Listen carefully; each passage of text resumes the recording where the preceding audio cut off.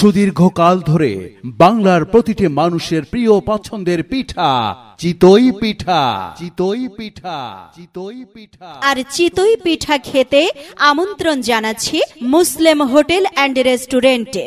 Muslim hotel and restaurant, মনে রাখবেন 70 পদের ভর্তা দিয়ে আকর্ষণীয় সেই মুসলিম ভাইয়ের চিতই পিঠা।